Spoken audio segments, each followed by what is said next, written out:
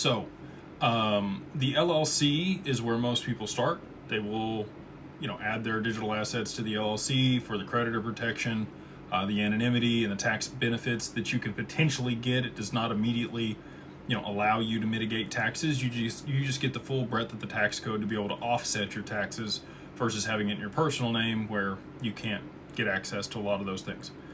So the LLC, again, creditor protection, charging order protection there in Wyoming, attorney-client privilege, which gives you the anonymity, and then the legislation there in Wyoming, which allows you to really use those assets at scale across pretty much whatever you want to do.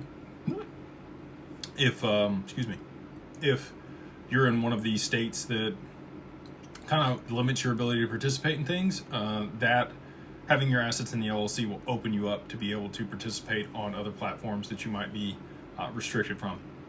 So most people start there, and then many people will set up a living trust. Sometimes they they assign the equity and the assets from the LLC to their living trust.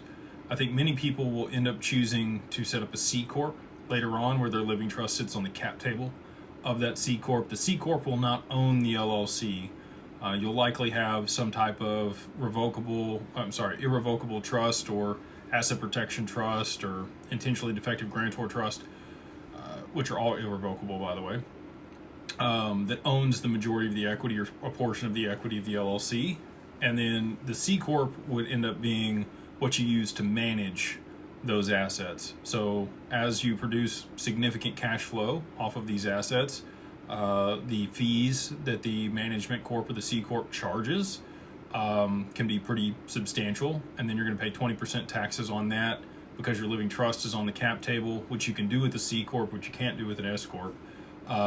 You still get all of that inside your estate. You probably have a pour-in will to make sure that anything that you acquire over your lifetime that's not stipulated in your trust or your will pours into your revocable living trust. You and your spouse may have separate revocable living trusts, or they might have the same revocable living trust. Just depends on how you want to structure it and what assets want to go where. Also kids and beneficiaries. And then the C Corp might also manage other LLCs that are owned by other types of trusts. The reason that it doesn't own them directly, a lot of people have asked me that question. Well, a C Corp has stock, and if you are in a lawsuit, a creditor sues you, they take control of the stock. If the C Corp owns assets, they can liquidate those assets and basically give you back the useless stock that's no longer valuable. You want to mitigate that risk while still getting the tax advantages, and that's why many family offices structure themselves as a